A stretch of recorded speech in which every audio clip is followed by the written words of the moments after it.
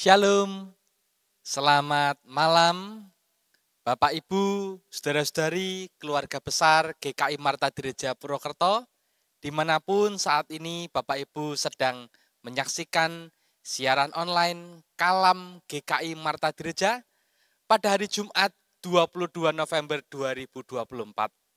Senang sekali bersama saya, Bambang Lakso Yuwono, kita akan bersama-sama merenungkan sebuah tema yang berjudul Allahku sanggup menolongku.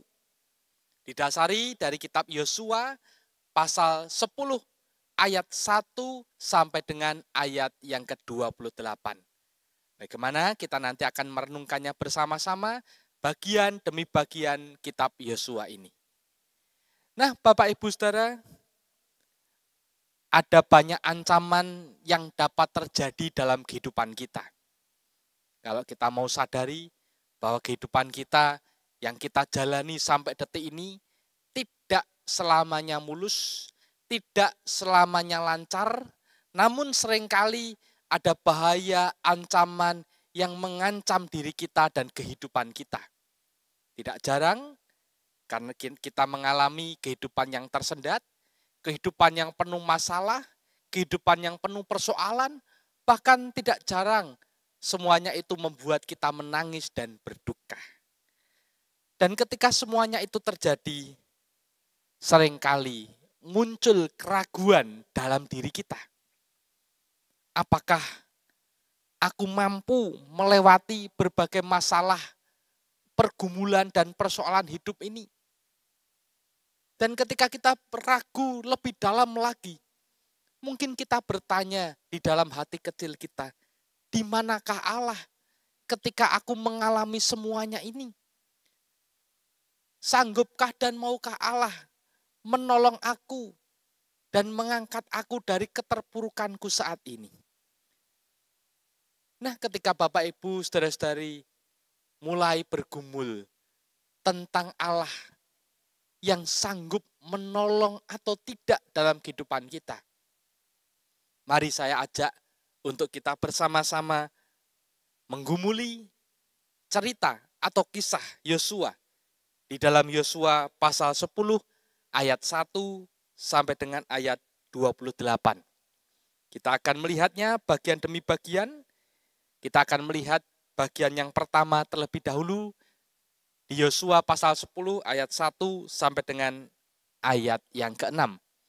Di dalam Alkitab dikatakan demikian. Setelah terdengar oleh Adonizedek, Raja Yerusalem, bahwa Yosua telah merebut Ai dan telah menumpasnya, seperti yang dilakukannya terhadap Yeriko dan terhadap rajanya, demikianlah juga dilakukannya terhadap Ai dan terhadap rajanya. Dan bahwa penduduk kota Gibeon telah mengadakan ikatan persahabatan dengan orang Israel dan diam di tengah-tengah mereka. Maka sangat takutlah orang, sebab Gibeon itu kota yang besar, seperti salah satu kota kerajaan, bahkan lebih besar dari Ai dan semua orangnya adalah pahlawan.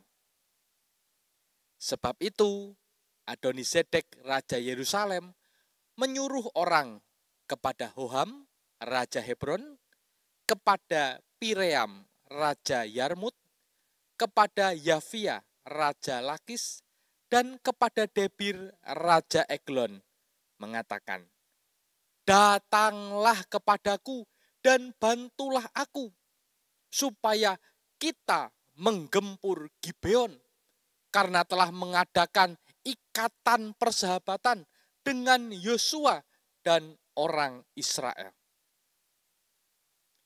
Lalu kelima raja orang Amori itu berkumpul dan bergerak maju. Raja Yerusalem, Raja Hebron, Raja Yarmut, Raja Lakis, dan Raja Eglon. Mereka beserta seluruh tentara mereka. Mereka berkemah, mengepung Gibeon, dan berperang melawannya. Lalu orang-orang Gibeon itu menyuruh orang kepada Yosua ke tempat perkemahan di Gilgal, mengatakan, "Jangan menarik tanganmu daripada hamba-hambamu ini. Datanglah dengan segera kepada kami, lepaskanlah kami dan bantulah kami. Sebab semua raja orang Amori yang diam di pegunungan telah bergabung melawan kami." Bapak Ibu, saudara-saudari yang dikasihi oleh Tuhan, kita tahu bahwa Yosua telah merebut Ai dan telah menumpasnya seperti yang dilakukannya terhadap Yeriko dan terhadap rajanya. Kita lihat peta pada waktu itu, di mana posisi kota Ai, di mana posisi kota Gibeon, di mana posisi Gilgal, dan juga Yeriko.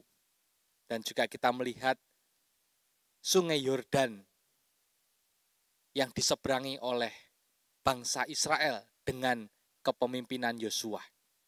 Ternyata kota itu telah direbut dan telah ditumpas seperti yang dilakukannya terhadap Yeriko dan terhadap rajanya. Dan rupa-rupanya berita ini sampai ke telinga Adonisedek, Raja Yerusalem. Dan tentu saja mereka sangat takut karena Yosua dan bangsa Israel telah mengadakan persahabatan dengan Gibeon. Jadi Adonisedek mulai mereka-reka. Jangan sampai mereka juga mengalami nasib yang sama dengan Ai dan juga dengan kota Yeriko dan terhadap rajanya. Jadi Raja Adonisedek ini mengumpulkan kawan-kawannya, sekutunya untuk diajak bersama-sama bergabung melawan kota Gibeon yang telah mengadakan persahabatan dengan Yosua dan bangsa Israel. Sebab itu Adonisedek, Raja Yerusalem, menyuruh orang kepada Hoham, Raja Hebron, kepada Piream, Raja Yarmut, kepada Yafia, Raja Lakis, dan kepada Debir, Raja Eglon. Nah, kalau kita lihat posisi masing-masing kota dari raja-raja ini bisa kita lihat di peta, ya. Ada di bagian bawah sendiri, yaitu Eglon, Lakis, Hebron, Yarmut, Yerusalem, ya. Nah, ia mengatakan, "Datanglah kepadaku dan bantulah aku supaya kita menggempur Gibeon, karena telah mengadakan ikatan persahabatan dengan Yosua dan orang Israel." Itu yang dikatakan kepada raja-raja ini untuk bersama-sama bergabung menggempur Gibeon, kota yang lebih besar dibandingkan kota Ai.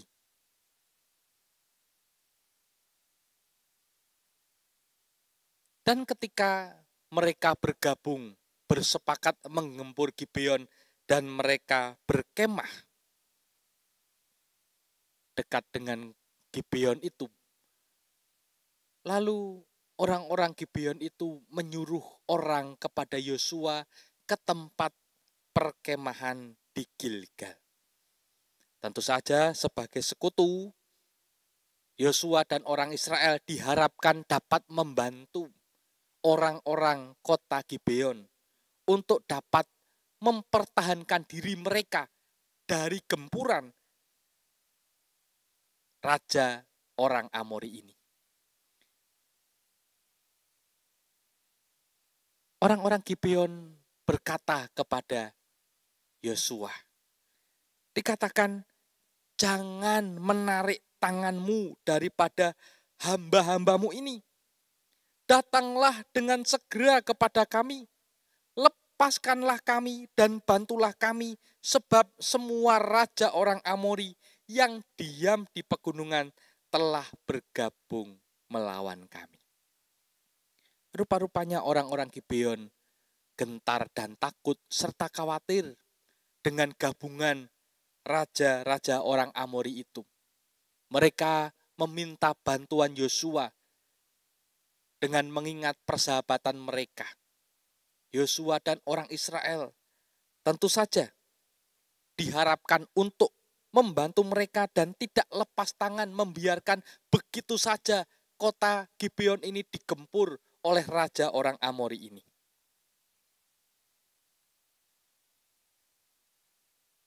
Kemudian di bagian yang kedua kita akan melanjutkan pergumulan kita dari ayat 7 sampai dengan ayat yang ke-14.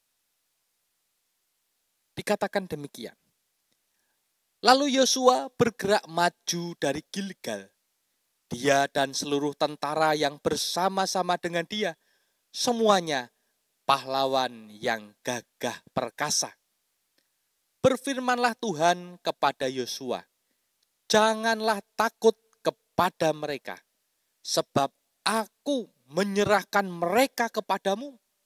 Tidak seorang pun dari mereka yang akan dapat bertahan menghadapi engkau. Lalu Yosua menyerang mereka dengan tiba-tiba setelah semalam-malaman bergerak maju dari Gilgal. Dan Tuhan mengacaukan mereka di depan orang Israel, sehingga Yosua menimbulkan kekalahan yang besar di antara mereka dekat Gibeon. Mengejar mereka ke arah pendakian Bet Horon dan memukul mereka mundur sampai dekat Azeka dan Makeda. Sedang mereka melarikan diri di depan orang Israel dan baru di lereng Bet Horon, maka Tuhan melempari mereka dengan batu-batu besar dari langit sampai ke Azeka, sehingga mereka mati. Yang mati kena hujan batu itu ada lebih banyak dari yang dibunuh oleh orang Israel dengan pedang. Lalu Yosua berbicara kepada Tuhan pada hari Tuhan menyerahkan orang Amori itu kepada orang Israel. Ia berkata di hadapan orang Israel, matahari berhentilah di atas Gibeon, dan engkau bulan di atas lembah Ayalon. Maka berhentilah matahari dan bulan pun tidak bergerak sampai bangsa itu membalaskan dendamnya kepada musuhnya.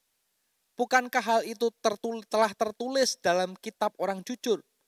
Matahari tidak bergerak di tengah langit dan lambat-lambat terbenam kira-kira sehari penuh. Belum pernah ada hari seperti itu, baik dahulu maupun kemudian, bahwa Tuhan mendengarkan permohonan seorang manusia secara demikian.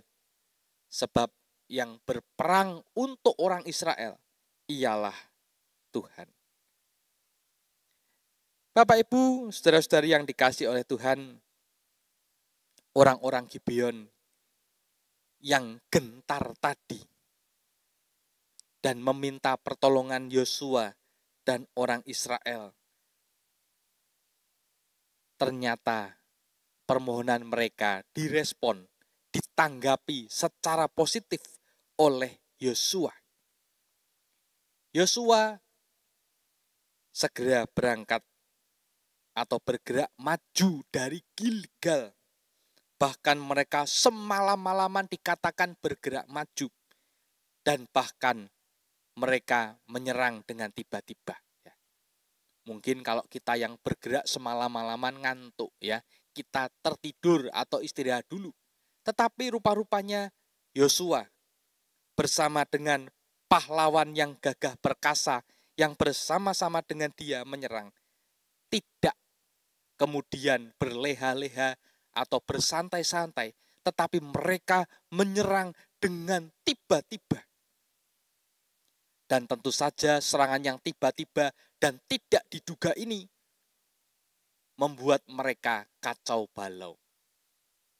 Tuhan mengacaukan mereka di depan orang Israel karena Tuhan menolong Yosua dan orang Israel untuk bisa meraih kemenangan di dalam peperangan ini. Tuhan telah berjanji dengan mengatakan, janganlah takut kepada mereka, sebab aku menyerahkan mereka kepadamu. Tidak seorang pun dari mereka yang akan dapat bertahan menghadapi engkau. Jadi mereka kacau balau di depan orang Israel. Dan bahkan Tuhan sendiri yang berperang untuk orang Israel dengan melempari mereka dengan batu-batu besar dari langit. Bahkan di dalam bacaan kita dicatat yang mati kena hujan batu itu ada lebih banyak dari yang dibunuh oleh orang Israel dengan pedang.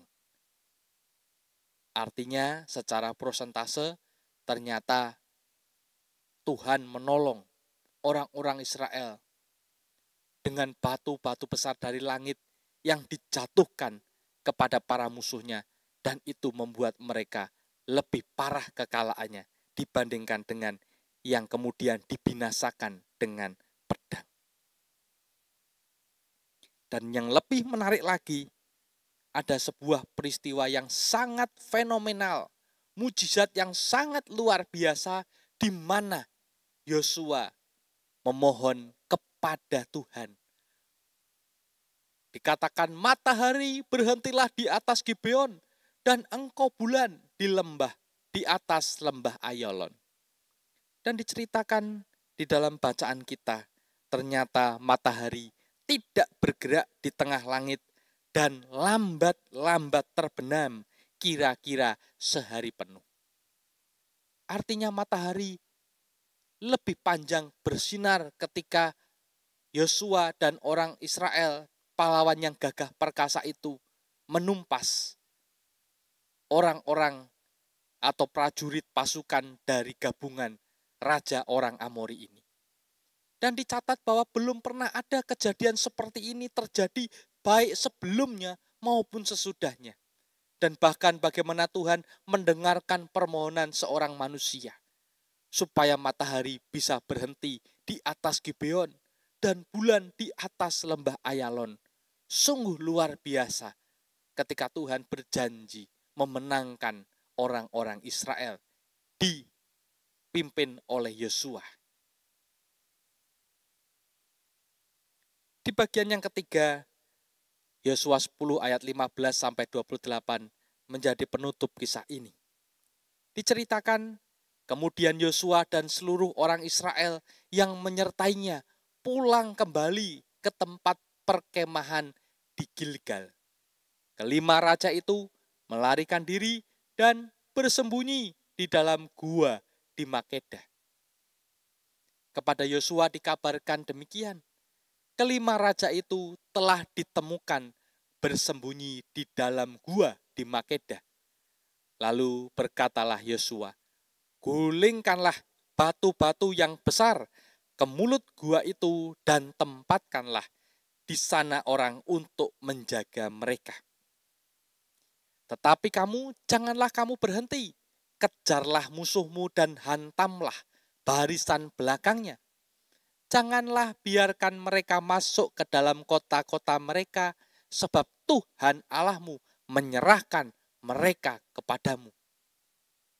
Setelah Yosua dan orang Israel selesai menimbulkan kekalahan yang besar sekali di antara mereka, sampai mereka dihancurkan sama sekali, beberapa orang dari mereka dapat lolos dan masuk ke kota-kota yang diperkuat. Pulanglah seluruh bangsa itu dengan selamat kepada Yosua ke tempat perkemahan di Makeda. Tidak ada seorang pun yang berani melemparkan kata-kata ancaman terhadap orang Israel. Kemudian berkatalah Yosua, bukalah mulut gua dan keluarkanlah kelima raja itu dari dalam dan bawa kepadaku. Dilakukan oranglah demikian.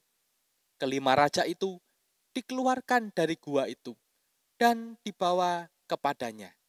Raja Yerusalem, Raja Hebron, Raja Yarmut, Raja Lakis, dan Raja Eglon.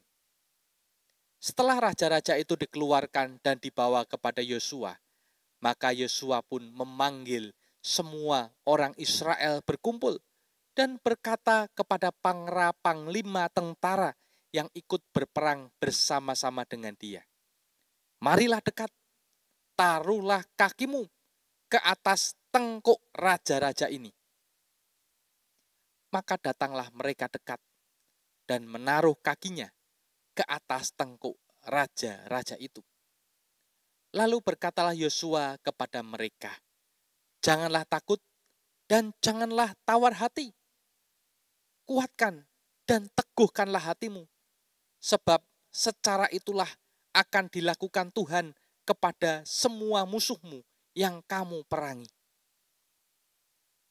Sesudah itu Yosua membunuh raja-raja itu dan menggantung mereka pada 5 tiang. Dan mereka tinggal tergantung pada tiang-tiang itu sampai matahari terbenam. Tetapi menjelang matahari terbenam, atas perintah Yosua, mayat mereka diturunkan dari tiang-tiang itu dan dilemparkan ke dalam gua tempat mereka bersembunyi. Lalu mulut gua itu ditutupi orang dengan batu-batu besar yang masih ada sampai sekarang. Pada hari itu Yosua merebut Makeda dan kota itu dipukulnya dengan mata pedang, juga rajanya. Kota itu dan semua makhluk yang ada di dalamnya ditumpas. Tidak ada seorang pun yang dibiarkannya lolos. Dan Raja Makeda diperlakukannya seperti telah diperlakukannya Raja Yeriko. Bapak Ibu Saudara, ketika Yosua dan para pahlawan yang gagah perkasa itu membuat pasukan musuh kocar-kacir, ditambah dengan hujan batu yang didatangkan oleh Tuhan untuk membinasakan mereka. Ternyata kelima raja itu bersembunyi. Mereka takut, mereka bersembunyi di dalam gua yang ada di Makeda. Kalau kita lihat peta yang ada di layar handphone atau monitor di laptop Bapak Ibu Saudara, ada kota Makeda yang saya berikan panah warna merah. Disitulah kelima raja itu telah ditemukan sedang bersembunyi di dalam gua. Dan rupa-rupanya ketika mereka bersembunyi, mereka ketahuan. Dan dilaporkannya kepada Yosua. Dan Yosua pun memberikan perintah untuk menggulingkan batu-batu yang besar itu ke mulut gua. Supaya tentu saja mereka tidak dapat keluar. Lebih-lebih setelah ditutup dengan batu besar, ternyata juga Yosua memerintahkan untuk menempatkan orang ada di sana untuk menjaga mereka supaya mereka tidak kabur. Dan dari cerita yang kita baca ada beberapa orang yang dapat lolos dari kejaran Yosua dan orang Israel dan masuk ke dalam kota.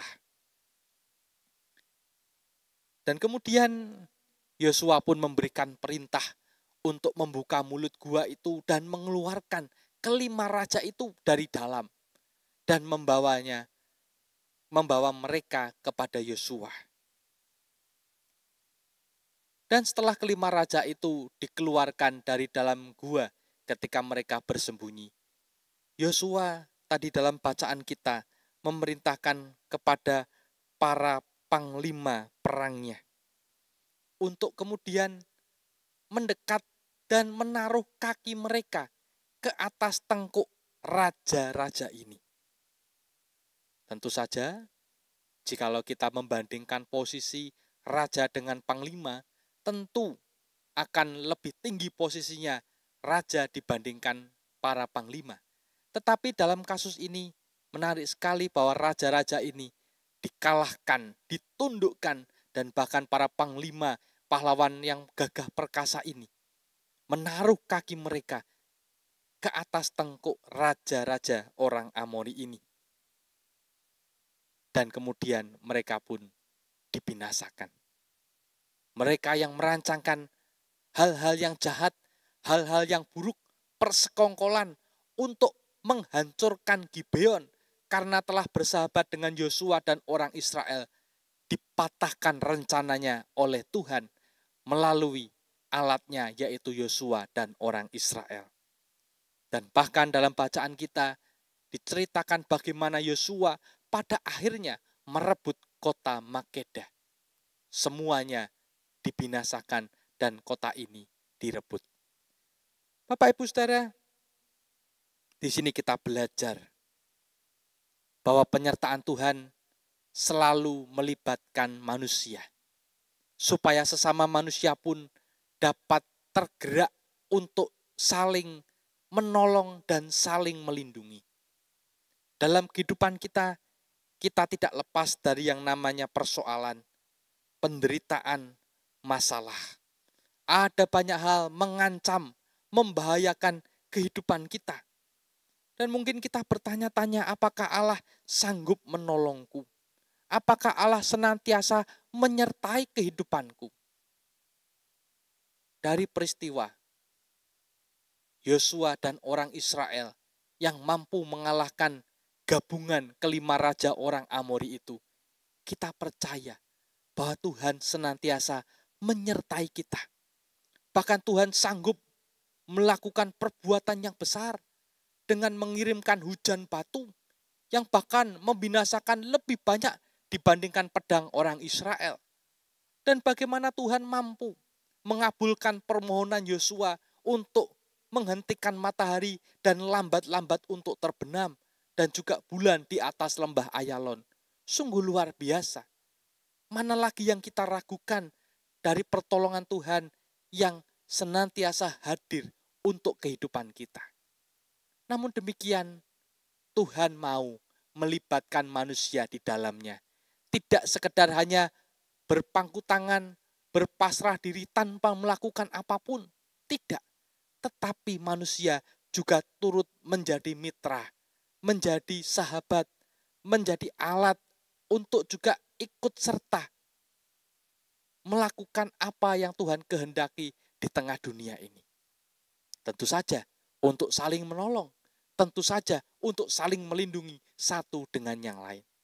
Sudahkah kita melakukan semuanya itu di dalam kehidupan kita? Khususnya yang paling dekat dengan kita, yaitu lingkungan keluarga. Sudahkah kita saling menolong dengan pasangan kita, dengan orang tua kita, dengan anak-anak kita, dengan kakak adik kita, dan bahkan dengan lingkungan yang lebih luas di tengah masyarakat dan juga di tengah lingkungan berjemaat kita, di GKI Marta Dirja maupun di gereja kita masing-masing. Sudahkah kita melakukan itu? Jika belum, kita perlu belajar dari sebuah kisah nyata yang terjadi tanggal 15 Januari 2009. US Airways 1549 ternyata bertabrakan dengan burung di udara. Mesinnya menjadi rusak. Dan tentu saja ketika mesin rusak, penerbangannya tidak akan berjalan dengan mulus. Ancaman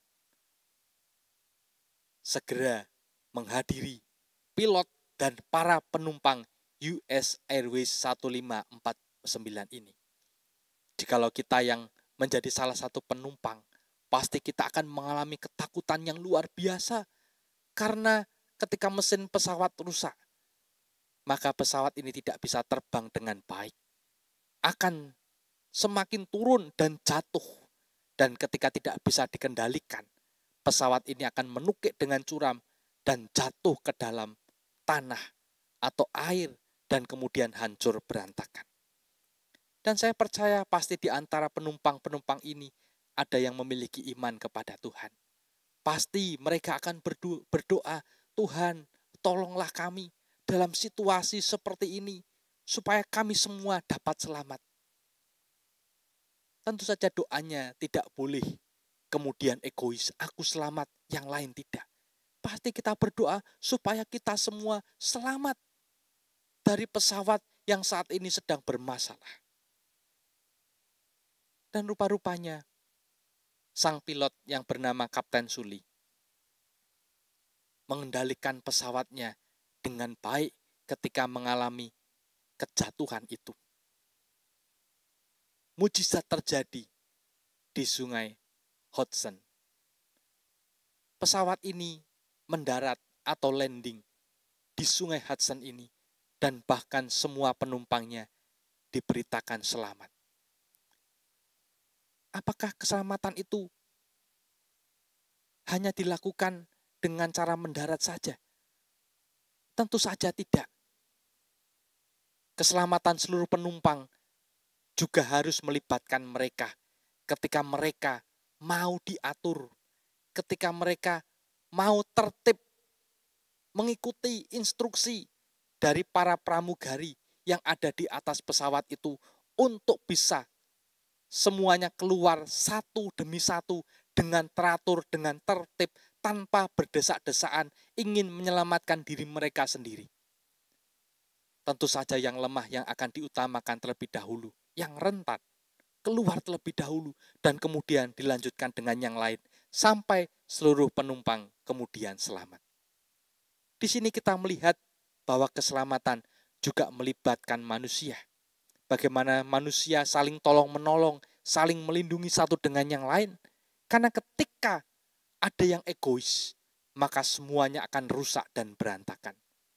Bapak, Ibu, Saudara, mari kita menilik diri kita masing-masing sampai detik ini.